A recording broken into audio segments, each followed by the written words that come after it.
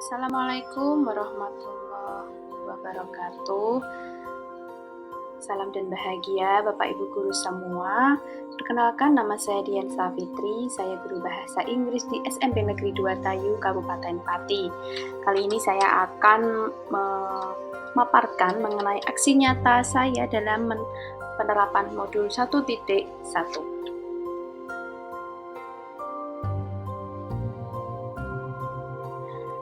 Apa saja sih poin penting yang akan saya sampaikan pada aksi nyata kali ini?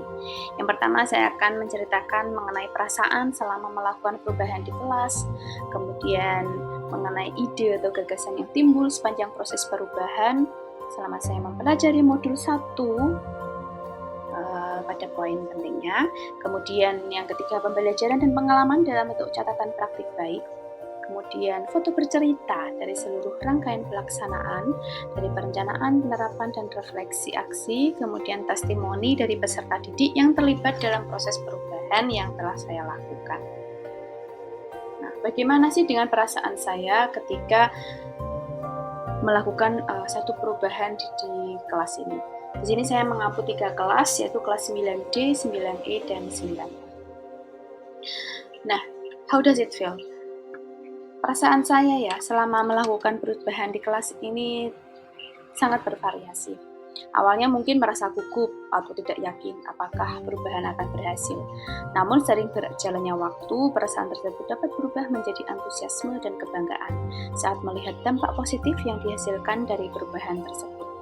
Pada awalnya ketika mengajar mereka, karena saya dari kelas 7 dan kelas 8 ini tidak pernah bertemu mereka dan baru pertama kali mengajar ya ketika mereka ini masuk ke kelas 9. Saya benar-benar tidak memahami karakter mereka seperti apa, kemudian bagaimana mereka di kelas. Pada awalnya saya merasakan kesulitan ketika mengantarkan materi-materi bahasa Inggris. Saya belum bisa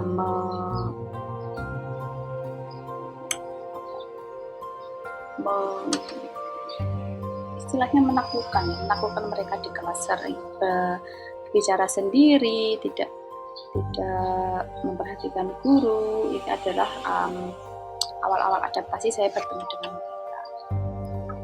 Nah, kemudian dari pengalaman-pengalaman yang ada, terlebih ketika saya sudah mempelajari modul 1 ini, saya mulai menelaah bagaimana cara untuk membuat mereka ini memiliki rasa untuk belajar.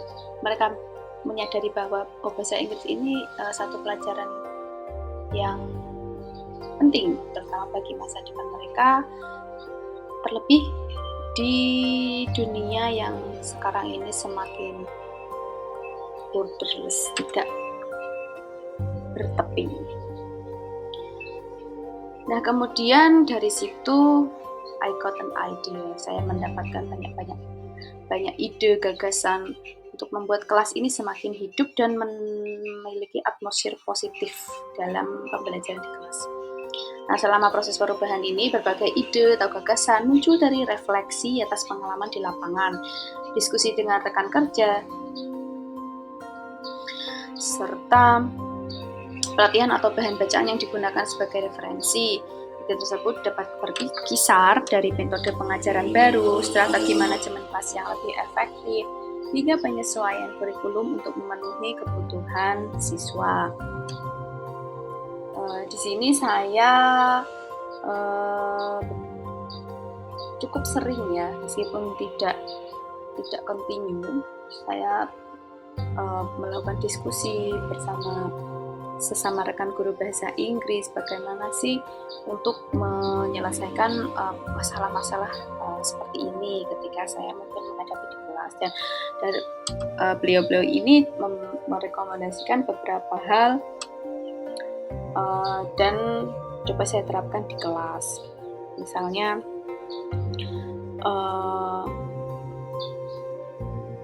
membuat pembelajaran di luar kelas, kemudian mengacak kelompok-kelompok menggunakan satu platform, di website ketika akan membuat kelompok, sehingga ini juga menjadi satu hal yang menarik bagi siswa. Oh, ternyata ada ya satu website atau platform untuk mengajak nama seperti itu. Nah, kemudian ini adalah best practice saya selama melakukan beberapa perubahan di kelas. How does it run? Pembelajaran dan pengalaman dalam bentuk catatan praktik atau praktik baik ini sangat berharga dalam mendukung perubahan di kelas. Catatan praktik memungkinkan untuk melacak progres, mencatat apa yang berhasil dan tidak berhasil, serta mengevaluasi strategi yang digunakan. Dengan catatan praktik yang baik, dapat terjadi pembelajaran kontinu yang memungkinkan guru untuk terus meningkatkan praktik pengajaran mereka.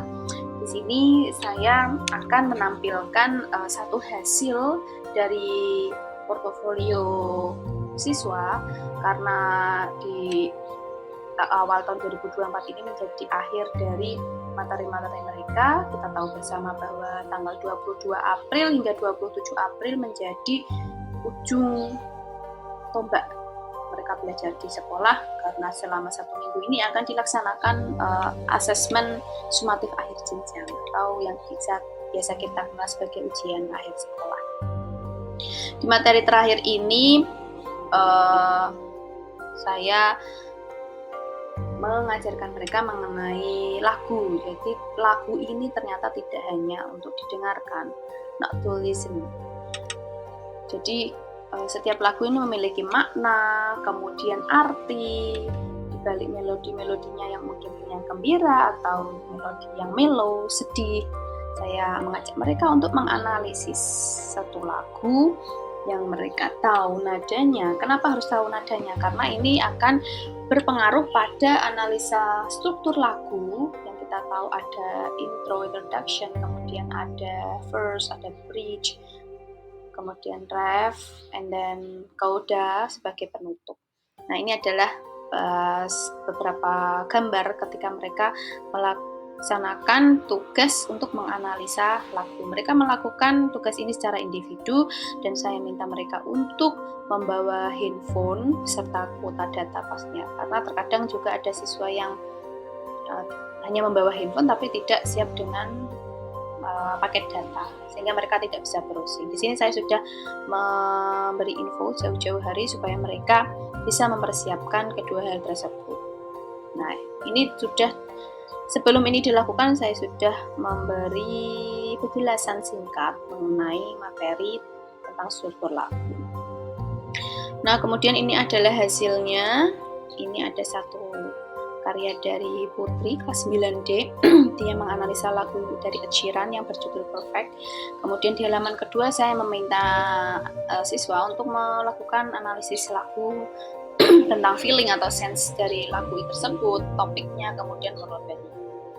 Nah, ini ada hasil dari Denny kelas 9F. Dia menganalisa lagu tentang Golden Hour. Kemudian yang terakhir ada It's You dari Weiming kelas 9F. Nah, setelah mereka melaksanakan tugas membuat atau menganalisa lagu, kita melakukan refleksi bersama, dan ini adalah beberapa testimoni dari anak-anak. Rizky Yuda ini kalau di kelas itu tidak pernah bisa duduk dengan tenang. Dia selalu suka berputar mengelilingi teman-temannya meskipun sering ditegur oleh guru, dan ini hampir di setiap mata pelajaran pasti seperti itu. Tapi dia akan tenang ketika mengerjakan tugas yang menurut dia ini suka. Emang cukup unik memang siswa saya ini. Nah, kemudian pada saat refleksi dia menyatakan bahwa terasa senang kalau setiap pelajaran itu rasanya seperti bermain. Dia ketika saya memberikan Kahoot quiz itu juga dia sering mengikuti dengan baik. Dia juga berkata, saya merasain kalau bermain ini tidak belajar. Padahal ini saya ini sedang menganalisa lagu, setiap bait itu tuh harus tahu mana verse-nya, mana bridge-nya. Tapi saya merasa sedang tidak belajar karena saya senang seperti itu. Kemudian dari Laili Ismah, dia siswa kelas 9E, Nah, dia berkata bahwa di akhir bab semester ini pelajaran tentang lagu atau analyze song ini menjadi yang paling menarik. Dia berkata bahwa saya diajari memakai Canva dan ternyata sangat menyenangkan bisa menggunakan. Di sini anak-anak itu sangat suka bahwa mereka itu bisa mengeksplor kreativitas mereka meskipun ada yang cukup aneh, misalnya menggunakan gambar tengkorak atau sengaja mencari cover gambar-gambar horor seperti itu, dan itu memang disesuaikan dengan lagu yang akan mereka analisis.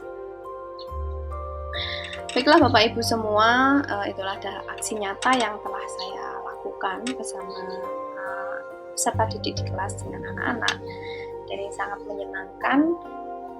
Dan saya memang menyadari bahwa Gen Z ini adalah anak-anak yang tumbuh dengan cepat. Mereka hidup berdampingan dengan teknologi, dan sebagai guru kita harus mau dan semangat untuk belajar mengejar kemajuan teknologi yang anak-anak ini sendiri mungkin lebih tahu dari kita. Keep moving forward with the blazing spirit, for every step you take shapes the future of the students you educate. Karena mengedukasi, mendidik, mengajar siswa ini di zaman sekarang penuh dengan tantangan, mari kita tetap kreatif, tetap semangat, dan terus belajar. Terima kasih Bapak Ibu semua. Wassalamualaikum warahmatullahi wabarakatuh.